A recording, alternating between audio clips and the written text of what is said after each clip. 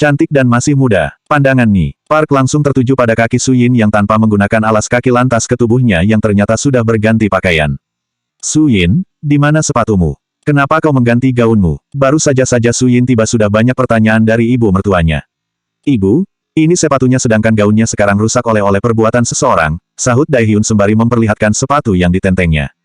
Ya ampun, lalu memangnya kenapa kau tidak memakai sepatumu? Tanya Ni Park. Kakinya terluka saat kami berdansa tadi, sahut Daehyun kembali. Tidak memberikan Suyin kesempatan untuk menjawabnya. Lalu di mana gaun yang ibu belikan? Ni Park belum cukup puas atas jawaban yang Daehyun berikan. Tadi aku tidak sengaja menumpahkan minumanku, Bu. Sehingga membuatnya kotor, sahut Suyin dengan cepat. Rasanya tadi sudah cukup untuk memberi pelajaran Lisa dan Airi sehingga sekarang tidak perlu mengungkitnya lagi. Baiklah, ibu kira kau tidak suka, ujar Ni Park seraya tersenyum lega. Coba ibu lihat, kakimu terlihat memerah sebaiknya harus diobati dengan segera, imbuh Ni Park yang cemas dengan kondisi kaki menantunya. Ada apa, Kak? Tanya Shin Hye yang berjalan menghampiri mereka. Siapa dia? Imbuhnya seraya menautkan kedua alisnya. Melihat wajah Suyin yang sangat asing, jika diingat-ingat tampaknya bukan dari keluarganya. Kenalkan dia adalah calon, ucapan Ni Park langsung terpotong. Kenalkan dia adalah Suyin, sekretaris pribadiku, timpal Daehyun dengan cepat sebelum ibunya memperkenalkan Suyin sebagai calon menantunya. Ternyata ini sekretaris barumu. Lama tidak berkunjung ke hotel membuat bibi tidak tahu, tukas Shin Hye.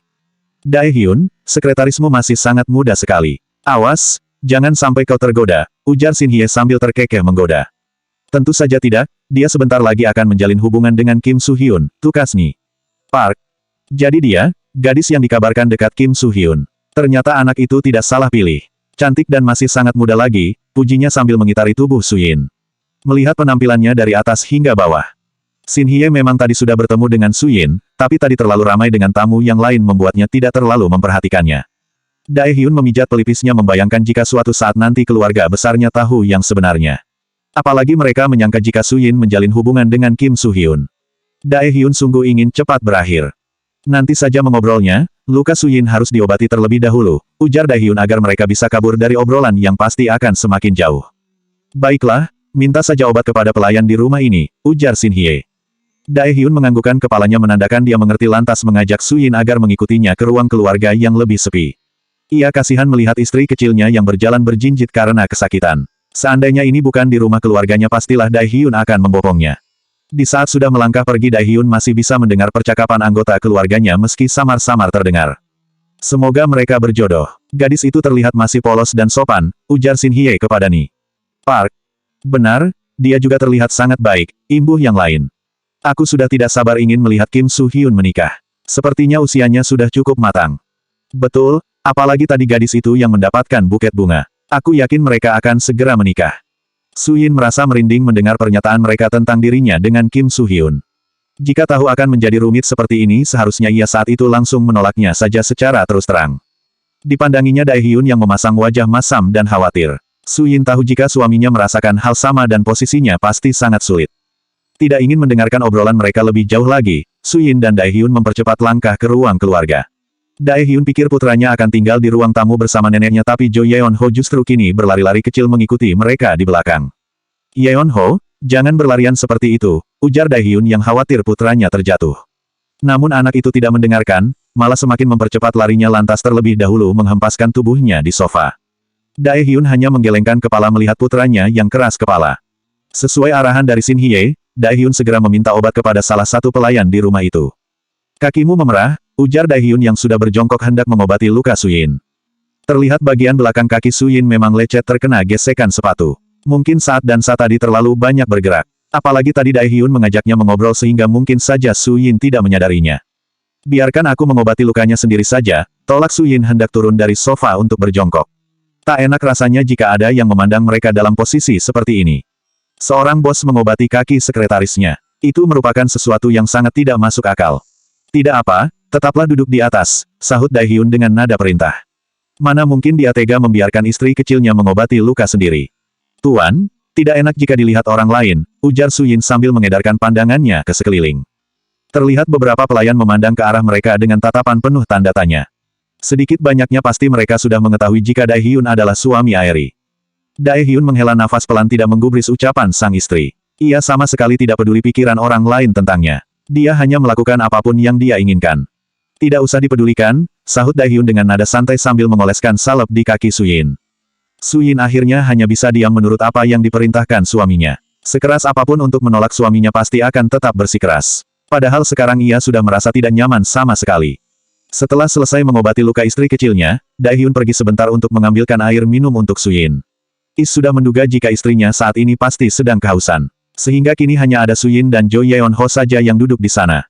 Jo Yeon-ho tengah duduk sambil menyandarkan kepalanya di sofa tampak menguap. Anak itu sudah mengantuk dan kelelahan.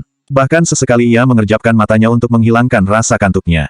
Yeon-ho, tidurlah di pangkuanku, ujar Suyin seraya menepuk pangkuannya. Ia merasa kasihan dengan Yeon-ho yang kekuatan matanya untuk tetap terjaga hanya tinggal beberapa watt saja. Tanpa menyanggah Jo Yeon-ho langsung menggeser tubuhnya mendekati Suyin karena sekarang memang sangat mengantuk. Bahkan baru saja beberapa menit langsung tertidur pulas di pangkuan Suyin yang digunakannya sebagai bantalan. Ya ampun, anak ini sudah tertidur sangat pulas, ucap Suyin seraya menggeser duduknya agar lebih nyaman. Dia terlihat sangat mengantuk dan lelah, imbuhnya. Diusapnya kepala Jo Yeon-ho dengan lembut. Lalu ikut menyandarkan kepalanya di sandaran sofa karena kantuk juga perlahan sudah mulai datang. Bab 272 memangku Jo Yeon-ho. Tidak lama kemudian Daehyun datang sambil membawa nampan di tangannya yang berisi gelas minuman dan ada makanan. Sebenarnya ia tidak perlu repot-repot karena ada pelayan. Namun setiap berada di dekat Suyin, ia ingin selalu melayaninya. Ya ampun, kenapa Yeon-ho tidur di pangkuanmu? Ujar Daehyun seraya meletakkan nampan tersebut di meja. Dia sepertinya sudah ngantuk berat, sahut Suyin sambil menegakkan tubuhnya agar bisa duduk dengan tegap. Biarkan dia tidur di pangkuanku, kau pasti juga lelah, ujar Daehyun sambil mengulurkan tangannya hendak memindahkan tubuh putranya. Tidak usah, nanti dia terbangun. Biarkan dia sebentar lagi dia di sini, tolak Suyin. Ia cukup senang memangku Yeon-ho yang sudah dianggap menjadi putranya sendiri. Daehyun memandangi jam yang melingkar di tangannya, ternyata sekarang sudah hampir pukul 11 malam. Di luar para tamu sudah mulai pulang. Hanya keluarga besar saja yang masih berkumpul. Jika ada acara semacam ini seringkali mereka gunakan untuk mengobrol. Karena jarang sekali keluarga besar berkumpul terhalang oleh kesibukan masing-masing. Sebaiknya kuantarkan kau pulang, ujar Daehyun. Bukan bermaksud mengusir tapi dia takut istrinya kelelahan. Sebentar lagi, ucap Suyin seraya memandang wajah imut Jo Yeon-ho yang tengah pulas tertidur. Akhirnya mereka melanjutkan obrolan dengan hal-hal kecil yang tidak terlalu penting. Haesok tengah berjalan hendak ke kamarnya untuk istirahat. Ia menoleh ke arah ruang keluarga ketika mendengar suara orang yang mengobrol. Membuatnya semakin penasaran karena seperti mendengar suara Daehyun yang tengah terkekeh. Ternyata kalian, aku pikir tadi siapa? Haesok menghampiri mereka sambil mengamati Jo Yeon-ho yang tertidur pulas. Ia bersikap biasa saja melihat mereka yang terlihat dekat karena sudah mengetahui ada hubungan di antara mereka.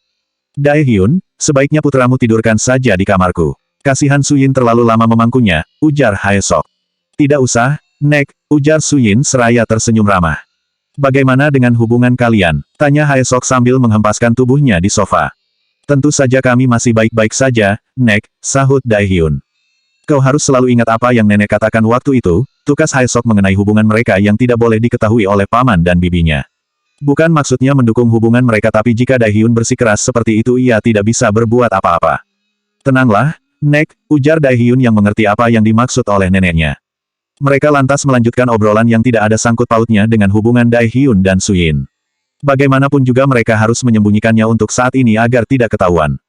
Ternyata Airi sejak tadi mencari keberadaan putranya di lokasi berlangsungnya acara. Ia pikir anak itu tadi tersinggung karena ia telah berbicara kasar seperti yang sudah-sudah. Jo Yeon-ho akan menyendiri dan itu membuat Airi merasa cemas. Takut Jo Yeon-ho semakin menjauhinya. Dia tidak berani menanyakannya kepada yang lain karena jika mereka mengetahui putranya tidak ada pasti akan menyalahkannya. Tadi ia terlalu emosi sehingga membuatnya melupakan putranya. Barulah ketika masuk ke dalam rumah Airi mengetahui jika sejak tadi Jo Yeon-ho bersama Daehyun dari ibu mertuanya. Ia lantas pergi ke ruang keluarga. Dadanya kembali panas ketika melihat Yeon-ho tengah tertidur di pangkuan Suyin. Tubuhnya semakin bergetar saat memikirkan Suyin adalah wanita yang dimaksud oleh Daehyun. Jika bukan, kenapa Daehyun tidak membawa wanita itu malam ini? Airi semakin bingung karena Suyin juga dekat dengan Kim Soo-hyun. Dengan kesabaran yang sudah tertahan, Airi menghampiri mereka. Apalagi saat melihat Haesok. Ia yakin wanita itu akan membelanya. Suyin, ternyata kau menyembunyikan Yeon-ho di sini. Aku sejak tadi berkeliling mencarinya tapi kau justru diam saja, ujar Airi dengan memasang wajah sinis. Ia tidak dapat menyembunyikan rasa ketidaksukaannya terhadap Suyin. Tidak ada yang menyembunyikan Jo Yeon-ho karena sejak tadi dia bersama kami, sahut Daehyun dengan wajah datar. Sepertinya apa yang dilakukan Su Yin di mata Airi selalu saja salah. Entah dosa apa yang diperbuat di masa lalu hingga menikahi istri seperti Airi. Dai Hyun, kau selalu saja membelanya, ujar Airi. Tidak usah berdebat, ini sudah malam. Apa kalian tidak merasa malu dengan keluarga yang lain jika hanya masalah seperti ini diributkan, gerutu Haesok. Kedatangan Airi membuatnya merasa tidak nyaman karena selalu saja membuat keributan. Terlebih lagi terakhir mereka bertemu membuat Haesok kehilangan kepercayaan dengan Airi. Aku hanya tidak suka Su Yin mendekati putraku karena sepertinya ada maksud terselubung terhadap keluarga ini, Nek, ujar Airi sembari melirik Su Yin dengan sinis. Maaf, aku tidak bermaksud seperti itu. Su Yin memberanikan diri untuk membela dirinya. Jika ada maksud lain Su Yin tidak perlu melakukannya dengan mendekati Jo Yeon Ho karena dirinya bahkan sudah mendapatkan dua pria yang bisa dimanfaatkan. Dasar penggoda, cibir Airi. Su Yin pura-pura tidak mendengarkan apa yang diucapkan Airi meski dadanya terasa sangat sesak. Nenek, Tuan, sebaiknya aku pulang saja, pamit Su Yin sebelum Airi membuatnya malu lebih jauh lagi. Lebih baik jika ia undur diri. Sejak kedatangannya ke pesta itu Airi tampak sangat berambisi mempermalukannya. Tunggulah di sini sebentar, nanti aku akan mengantarmu, ujar Dai Hyun, lantas berdiri kemudian membawa putranya ke kamar yang ditempati oleh Haesok. Melihat Dai Hyun yang sudah tidak nampak, Su Yin segera berpamitan kepada Haesok untuk pulang ke rumahnya. Nek, aku pulang terlebih dahulu. Sampai berjumpa kembali, Nek, pamit Su Yin dengan sopan dan penuh rasa hormat. Jika ingin pulang maka pergilah, usir Airi secara tidak langsung. Su Yin hanya mengusap dada mendengar kata-kata sinis Airi yang terus menghujam hatinya. Selalu meyakinkan hatinya jika pemenang yang sebenarnya memang harus bersakit-sakit terlebih dahulu. Setelah berpamitan kepada semua orang yang berpapasan dengannya, Su Yin langsung keluar dari kediaman rumah Hyun Bin. Beruntung Kim Su Hyun tidak muncul lagi karena sedang sibuk. Namun, baru saja hendak menghubungi Chung Ho agar menjemput ponselnya sudah berdering terlebih dahulu. Ternyata Dai Hyun yang menghubunginya. Sayang, kau di mana? Bukankah kukatakan jangan pergi terlebih dahulu? Kenapa kau begitu keras kepala tidak mendengarkan suamimu? Bagaimana jika nanti terjadi sesuatu kepadamu? Pertanyaan demi pertanyaan langsung terlontar dari bibir Dai Hyun yang sangat mencemaskan sang istri. Kenangan pahit saat kejadian itu masih melintas di pikirannya.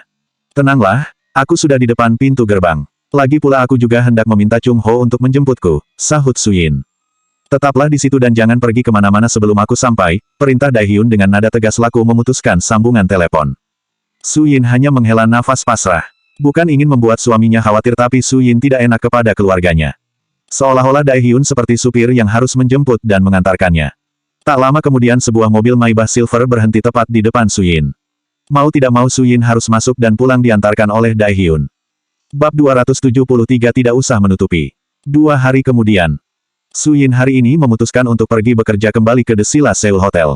Setelah berkonsultasi dengan Dr. Mi yang kalau sekarang sudah benar-benar pulih dan sudah bisa beraktivitas seperti biasa. Padahal sepertinya Su Yin juga selama ini selalu beraktivitas sehari-hari. Bahkan dirinya juga sering beraktivitas di luar. Semenjak pesta pernikahan itu Su Yin tidak ada bertemu dengan sang suami sehingga hari ini ingin memberikan kejutan kepadanya. Berdasarkan informasi yang diterima dari Chang Yuan hari ini akan diadakan rapat bersama Dewan Direksi. Itu cukup membuat jantungnya berdebar karena Dai Hyun sebentar lagi akan turun dari jabatan sebagai direktur. Meski suaminya masih bekerja di sana tapi kemungkinan besar hanya sebagai karyawan biasa atau bisa juga bertukar posisi dengan Kim Su Hyun. Dengan memakai rok berwarna hitam yang dipadukan dengan baju berwarna merah, Su Yin turun dari mobil yang dikemudikan Chung Ho. Ia turun di pinggir jalan belum sampai memasuki kawasan hotel. Hari ini ia juga berniat untuk menemui Jai Hua untuk menanyakan bagaimana hasil dari ujian masuk ke universitas. Dari kemarin ingin meminta Dai Hyun mengantarkannya tapi sayang sekali suaminya tidak ada waktu. Su Yin mengerti karena Dai Hyun harus menyelesaikan pekerjaannya. Su Yin mengernyitkan keningnya ketika bertemu beberapa karyawan wanita yang memandangnya cukup sinis. Meski begitu Su Yin enggan bertanya karena sepertinya dia tidak melakukan apapun. Lihatlah dia, masih punya nyali untuk datang bekerja di hotel ini. Betul, dasar tidak tahu diri. Lihatlah di video bagaimana dia setelah bersama dengan Tuan Kim Su Hyun justru berdansa dengan Tuan Dai Hyun. Mungkin dia sudah tidak memiliki malu. Apakah dia tidak bisa menjaga perasaan Nona Airi? Gadis yang polos tapi tidak sepolos wajahnya. Liburan seenaknya sendiri tidak tahu bagaimana Tuan Dai Hyun yang harus bekerja sendirian. Para karyawan hanya mengetahui jika Su Yin mengambil cuti liburan sekaligus masuk ujian universitas. Bagaimanapun Su Yin sudah terlalu lama libur sehingga wajar jika mereka berkata seperti itu. Saat berjalan mulai dari lobi hingga lantai 10 itulah kata-kata yang sayup-sayup hanya terdengar. Su Yin mencoba untuk tidak mendengarkan mereka. Tidak disangka jika niatnya untuk bekerja hari ini justru harus mendengarkan ocehan mereka. Kini Su Yin sudah berdiri di depan pintu hendak masuk ke dalam ruangan Dai Hyun. Tapi mengurungkan niatnya setelah mendengar suara obrolan di dalam ruangan. Ini semua gara-gara kakak sehingga orang-orang berbicara yang tidak baik mengenai Suyin. Kim Soo-hyun meninggikan nada suaranya ketika berbicara dengan saudaranya. Sudah 2 hari gosip mengenai Suyin beredar tapi tak juga dapat diredam. Kenapa kau menyalahkanku? Kau tidak perlu pusing mendengarkan mereka semua. Kau hanya perlu membuat perintah barang siapa yang membicarakan Suyin maka siap-siap untuk dipecat, ucap Daehyun dengan tenang karena sebelumnya dia sudah meminta Chang Yuan membuat pengumuman itu. Kakak saja yang memberi perintah karena kau adalah pimpinan di hotel ini, ujar Kim Soo-hyun. Kau juga sebentar lagi akan menjadi pemimpin hotel ini. Jika kau tidak ingin gosip itu beredar luas maka lakukanlah sekarang, perintah Daehyun dengan tegas. Ia juga tidak rela jika harus mendengarkan para karyawan membicarakan tentang istri kecilnya. Itu semua bukanlah kesalahan Suyin. Daehyun tidak menyangka jika niatnya untuk sekedar berdansa justru akan menimbulkan polemik seperti itu. Apa maksud kakak? Kim Soo-hyun menautkan kedua alisnya. Mencoba mencerna apa yang diucapkan saudaranya. Sudahlah, setelah rapat Dewan Direksi nanti kau juga akan mengetahuinya, sahut Daehyun dengan wajah datar. Jangan membuatku penasaran, Kak. Katakan ada apa sebenarnya, ujar Kim Soo-hyun. Cepat minta Chang Yuan untuk membuat pengumumannya sebelum Suyin mendengar para karyawan membicarakannya, perintah Daehyun. Baiklah, kalau begitu aku pergi. Memangnya kapan Suyin akan masuk kerja kembali? Apa urusan kuliahnya belum selesai juga? Kim Soo-hyun sebenarnya ingin bertanya langsung kepada Suyin tapi dilarang oleh Daehyun. Alasannya adalah takut mengganggu konsentrasi belajar Suyin. Sebenarnya itu alasan yang cukup masuk akal. Dengan mereka terus menanyakannya, Suyin akan merasa tidak enak karena sudah libur terlalu lama. Nanti jika dia sudah selesai pasti akan segera kembali bekerja, sahut Daehyun. Meski tidak puas dengan jawaban saudaranya tapi Kim Soo-hyun akhirnya memutuskan untuk melangkah keluar. Sebenarnya Kim Soo-hyun sudah tidak sabar mendengarkan jawaban Suyin karena waktu yang diberikan sudah lewat. Seharusnya saat pesta pernikahan sepupunya bisa mendengarkan jawaban Suyin. Namun gara-gara Daehyun membuat semuanya kacau balau. Mendengar suara langkah kaki yang mendekat ke arah pintu, Suyin segera melangkah pergi untuk bersembunyi karena tidak ingin bertemu dengan Kim Soo-hyun. Ia bersembunyi di balik tiang sampai Kim Soo-hyun perlahan pergi menjauh dan sudah tidak terlihat lagi di lorong. Sedih juga rasanya Suyin mengetahui jika para karyawan membicarakannya. Namun apalah daya karena semua sudah terjadi. Mungkin semua ini memang harus dilaluinya. Rindu yang sudah memuncak karena tidak bertemu dan mengirim pesan dengan sang suami, membuat Suyin lantas mendorong pintu agar terbuka. Ia ingin segera bertemu dengan suaminya. Daehyun yang tengah fokus memandang layar monitor menoleh ke arah pintu saat mendengar suara pintu yang berderit tanda terbuka. Ia pikir tadi adalah Kim Soo-hyun yang kembali lagi ke ruangannya. Sayang, ucap Daehyun lantas berdiri kemudian menghampiri sang istri yang tengah mengunci pintu. Daehyun langsung menghujani kecupan mesra di pipi sang istri serta lehernya. Kemudian memeluknya dengan sangat erat seperti telah tidak bertemu untuk waktu yang lama. Ada kabar apa di hotel ini? Tanya Suyin setelah Daehyun berhenti mencium kedua pipinya. Kabarnya sangat baik. Kenapa kau tidak mengatakan jika akan kemari hari ini? Sehingga aku bisa meminta Chang Yuan untuk menjemput, ujar Daehyun. Tadinya aku ingin mengejutkanmu tapi sayangnya justru aku yang terkejut, ucap Suyin sembari mencebikkan bibirnya. Memangnya apa yang membuatmu terkejut? Tidak usah menutupinya dariku. Aku tadi mendengar apa yang telah kalian bicarakan. Bahkan tadi aku juga mendengar beberapa karyawan yang mencibir ketika berpapasan denganku, sahut Suyin dengan raut wajah sedih. Tidak ada seorang wanita yang mau dituduh seperti itu meskipun memang semua itu adalah fakta. Jadi, kau sudah mendengarnya. Kau tidak perlu peduli dengan cibiran itu karena mereka semua tidak tahu apa yang terjadi sebenarnya, ujar Daehyun. Tenanglah, sebentar lagi Chang Yuan pasti akan mengurusnya. Maaf, mungkin itu semua gara-gara diriku, imbu Daehyun dengan penuh penyesalan. Sudahlah, aku kemari bukan untuk membicarakan hal itu, ujar Suyin sembari memeluk tubuh Daehyun untuk menghilangkan keluh kesahnya. Bab 274 sudah pulih. Suyin butuh pelukan Daehyun untuk menghilangkan kata-kata yang tadi terdengar begitu sadis di telinganya. Meski tidak sepenuhnya hilang setidaknya mampu menenangkan hatinya. Suyin memeluk tubuh Daehyun begitu erat dengan tangan yang terus menelusuri punggungnya. Membuat Daehyun merasakan gelayar aneh. Pria normal pasti akan merasakan hal itu jika berada di dekat wanitanya apalagi mereka sudah lama tidak menyatukan cinta mereka. Daehyun merenggangkan tubuhnya sedikit lalu memegang dagu Suyin. Melihat senyuman manis yang terukir di bibirnya membuat Daehyun tanpa pikir panjang mendaratkan bibirnya di bibir ranum itu. Melumatnya serta menyesapnya dengan lembut untuk mengobati sedikit rasa rindu yang menggerogoti tubuhnya. Suyin dengan senang hati membalasnya karena dia juga merasakan hal yang sama. Mereka melakukannya hingga beberapa saat sampai nafas mereka saling memburu dan terengah-engah. Jika tidak ingat sebentar lagi ada rapat. Daehyun sudah membopong tubuh Suyin masuk ke dalam kamar. Setelah cukup membuat rasa rindu mereka terobati Daehyun melepaskan ciumannya. Kenapa tidak mengatakan jika kau akan bekerja hari ini? Apakah kau sudah berkonsultasi dengan Dr. Mi Yang? Tanya Daehyun sembari menuntun Suyin untuk berjalan mendekati sofa. Tenanglah, sekarang aku sudah sangat pulih, ucap Suyin dengan penuh semangat dan wajah ceria. Mendapatkan sebuah ciuman manis membuat Suyin seperti mendapatkan energi baru. Syukurlah, aku sangat senang mendengarnya, ucap Daehyun. Ngomong-ngomong apa yang kau bawa? Tanya Daehyun sembari menjauhkan sedikit tubuhnya agar ada jarak di antara mereka. Ketika masuk Daehyun seperti melihat Suyin menenteng sesuatu di tangannya. Ah, hampir saja lupa. Ini aku membawakan makanan untuk sarapan. Apa kau sudah sarapan? Ujar Suyin seraya menunjukkan bekal yang dibawanya. Untunglah tadi tidak terjatuh ketika mereka berciuman. Suyin berharap jika suaminya belum makan sehingga ia tidak akan merasa sia-sia karena sudah memasak. Daehyun hendak mengatakan jika dirinya sudah sarapan tapi bibirnya terasa berat untuk terbuka. Tak tega rasanya mengatakan hal itu. Belum, bagaimana denganmu? Apa sudah sarapan? Tanya Daehyun padahal perutnya sudah terisi penuh. Ia pikir Suyin belum berangkat bekerja sehingga ia sarapan terlebih dahulu. Belum, aku sengaja ingin sarapan bersamamu, ucap Suyin seraya meletakkan kotak bekalnya di atas meja. Baru saja Suyin hendak membuka tutupnya, seseorang sudah mengetuk pintu dari luar. Terpaksa Suyin melangkahkan kaki untuk membukanya. Tuan, mata Suyin langsung terbelalak lebar. Kemudian segera membungkukkan tubuhnya dengan sopan melihat siapa yang datang. Dialah pria parubaya yang sudah menjadi mertuanya. Apa Daehyun ada di dalam? Tanya Park Ji-hun tanpa basa-basi. Silahkan masuk, Tuan. Dia ada di dalam, ujar Suyin sambil menunduk tidak berani menatap ayah mertuanya. Dikarenakan ada Park Ji-hun yang menemui Daehyun, Suyin memilih melangkahkan kakinya menuju meja kerjanya yang sudah lama tidak ia tempati. Ternyata masih bersih dan tertata rapi.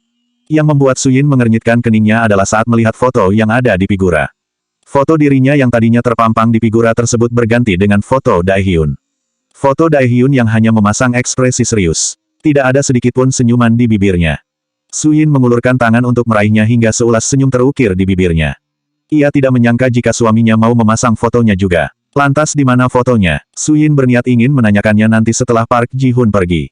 Daehyun menautkan kedua alisnya ketika melihat Park Ji-hun yang datang. Lantas mereka duduk di sofa. Daehyun sudah bisa menebak kedatangan Park Ji-hun ke ruangannya pasti untuk membicarakan sesuatu. Daehyun, tidak bisakah kau menunda niatmu? Meski putranya tidak mungkin mau mengurungkan niatnya. Tidak ada salahnya Park Ji-hun untuk mencoba. Sekarang sudah waktunya sebelum semuanya terlambat. Rasanya selama ini aku sudah berkorban waktu begitu banyak untuk Hotel Geni. Sekarang gantian Kim Soo-hyun yang harus melakukannya, sahut Daehyun sembari menyandarkan kepalanya di sandaran sofa. Adikmu itu belum terlalu bisa diandalkan, ucap Park Ji-hun seraya mendesah. Posisinya saat ini benar-benar sulit. Rasanya sudah cukup tua umurnya. Aku dulu mengabdi di hotel ini jauh lebih muda darinya. Aku melakukan ini karena hanya demi kebaikan. Cepat atau lambat hubunganku pasti akan terbongkar, ucap Daehyun sembari menatap langit-langit ruangan. Jika adikmu tahu kalian memiliki hubungan dia juga pasti akan sangat kecewa, ujar Park Ji-hun untuk mengutarakan kegelisahannya. Kelak dia pasti akan mengerti, yang paling penting adalah hotel ini tidak jatuh ke tangan paman dan bibi. Lagi pula ayah tidak usah cemas aku pasti akan membantu pekerjaan Kim Soo-hyun sampai dia benar-benar paham, ujar Daehyun untuk menenangkan hati ayahnya agar tidak perlu cemas. Terserah kau saja, aku hanya mencemaskan adikmu saja dan hotel ini ke depannya, ujar Park Ji-hun seraya menghela nafas pasrah dengan apa yang akan dilakukan oleh putra sulungnya. Daehyun melihat jam yang melingkar di tangannya ternyata sebentar lagi rapatnya akan dimulai.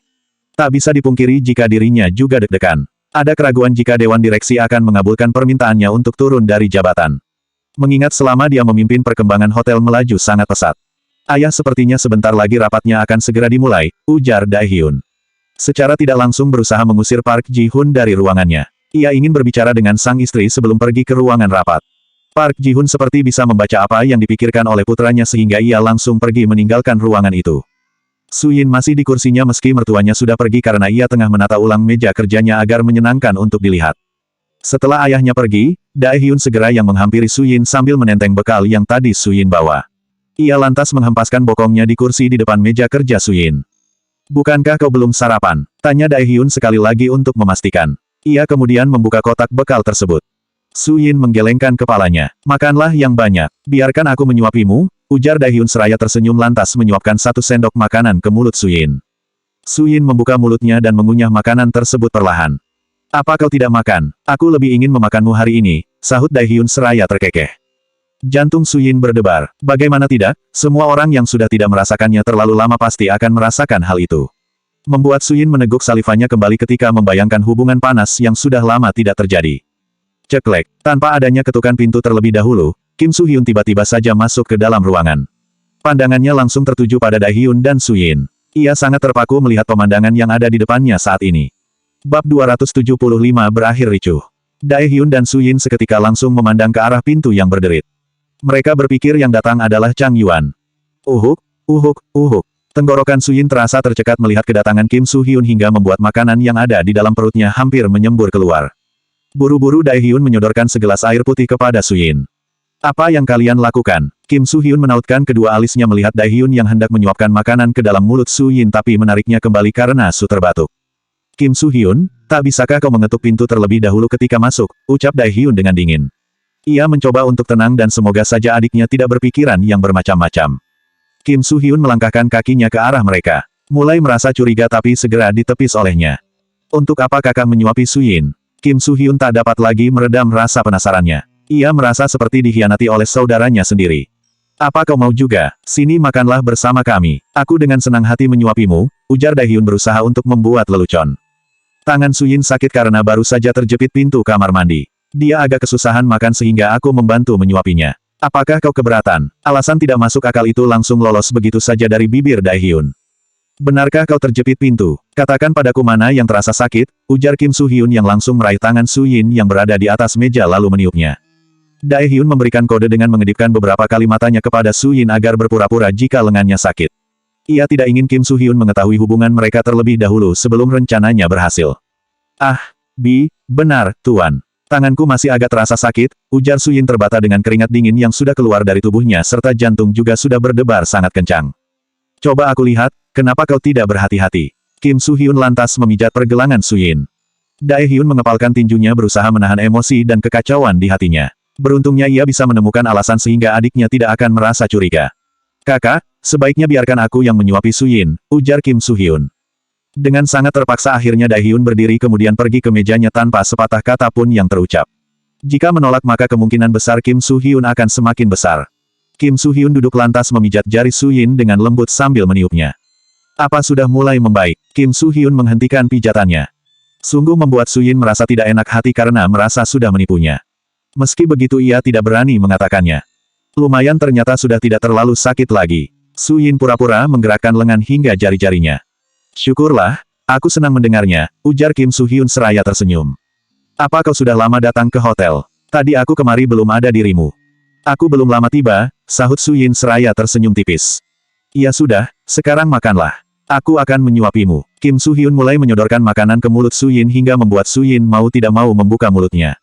Daehyun yang sejak tadi mengamati dari kursi kebesarannya merasa semakin geram hingga ia tanpa sadar meninju meja. Tak tahan rasanya melihat adiknya melakukan hal itu kepada istri kecilnya. Pandangannya sejak tadi tidak teralihkan dari meja Suyin. Perut yang belum diisi sejak pagi membuat Kim Soo-hyun merasa lapar sehingga ia menyuapkan makanan ke dalam mulutnya dengan menggunakan sendok yang sama dengan Suyin. Jangan tuan, sergah Suyin ketika Kim Soo-hyun sudah hampir memasukkan makanan ke dalam mulutnya. Ada apa? Kim Soo-hyun mengernyitkan keningnya. Apa Anda tidak merasa jijik karena makan dengan sendok yang sama denganku? Tanya Suyin dengan wajah polos. Diliriknya sekilas Daehyun yang tampak menundukkan kepalanya dengan tangannya yang terus mengepal berada di atas meja. Hahaha, bukannya menjawab Kim Soo-hyun justru tertawa begitu renyah membuat Suyin merinding mendengarnya. Haruskah aku merasa jijik? Jangankan makan dengan bekas sendok yang sama denganmu, aku bahkan tidak merasa jijik jika harus makan bekas gigitanmu, sahut Kim Soo-hyun dengan entengnya. Suyin hanya terpaku mendengar jawaban pria itu. Sungguh membuatnya merasa semakin sakit kepala. Ternyata kedua bersaudara itu sama saja. Menurutnya Kim Soo-hyun justru jauh lebih parah. Kalau begitu habiskan saja semuanya karena aku sudah kenyang. Aku permisi ke kamar mandi terlebih dahulu, ujar Suyin sambil berdiri kemudian melangkahkan kakinya menuju kamar mandi. Suyin segera membasuh tangannya. Pastilah Daehyun benar-benar akan marah karena Kim Soo-hyun menyentuhnya. Namun itu semua tidak sepenuhnya kesalahannya karena itu ide suaminya juga yang mengatakan jika pergelangan tangannya sakit. Apa yang sekarang harus aku lakukan? Suyin merasa frustasi jika berada di antara kedua pria itu. Sama-sama tidak masuk akal dengan apa yang mereka lakukan. Untuk sementara Suyin memutuskan untuk berlama-lama berada di kamar mandi. Berharap semoga saja ketika keluar, Kim Soo-hyun sudah tidak ada di sana. Kim Soo-hyun kembali menyuapkan makanan ke dalam mulutnya. Hidupnya terasa benar-benar bahagia saat ini. Ternyata makan bekas Suyin terasa sangat nikmat. Ini seperti merasakan manisnya bibir ranum Suyin yang sangat menggoda. Tanpa sadar Kim Soo-hyun membayangkan jika suatu saat ini berciuman dengan Suyin pasti sangat membangkitkan gairahnya. Pria itu senyum-senyum sendiri membayangkannya. Daehyun sudah tidak dapat lagi membendung amarahnya. Ini adalah kedua kalinya Kim Soo-hyun melakukan hal itu. Bahkan sekarang terang-terangan melakukan di depan matanya. Dengan langkah lebar Dae-hyun bergegas menghampiri meja Su-yin kembali. Kim Soo-hyun, itu makanan Su-yin, kenapa kau menghabiskannya? Memangnya kenapa? Su-yin juga mengatakan jika dia sudah kenyang, sahut Kim Soo-hyun dengan santai. Dae-hyun merebut kotak makanan itu lantas duduk di kursi Su-yin. Dengan cepat dia menghabiskan semua makanannya menggunakan tangan. Tak rela makanan yang seharusnya dimakan bersamanya justru Kim Soo-hyun yang menghabiskan. Bukankah kau tadi sudah sarapan? Kim Soo-hyun membelalakan matanya tak percaya jika kotak bekal itu sudah kosong. Aku masih lapar, sahut Dae-hyun singkat. Kakak beradik itu sama-sama melirik gelas Su-yin yang berisi air putih tinggal setengah. Sesaat mereka saling berpandangan, sebelum akhirnya mereka mengulurkan tangan untuk meraih gelas tersebut secara bersamaan. Kim Soo-hyun, singkirkan tanganmu, perintah Dae-hyun dengan tegas. Aku juga haus, sahut Kim Soo-hyun tak mau kalah. Su-yin akhirnya keluar dari kamar mandi karena sepertinya ia mendengar kegaduhan. Su-yin melongo melihat dua pria dewasa yang tengah berebut gelas seperti anak kecil. Ada apa ini ribut-ribut? Ujar Su-yin seraya menautkan kedua alisnya. Tidak, sahut Kim Soo-hyun seraya meringis kemudian mengendurkan tangannya dari gelas itu. Sehingga kesempatan itu langsung dibuat Dae-hyun untuk menenggak air putih hingga habis. Kakak, Kim Soo-hyun memasang wajah kesal kepada saudaranya.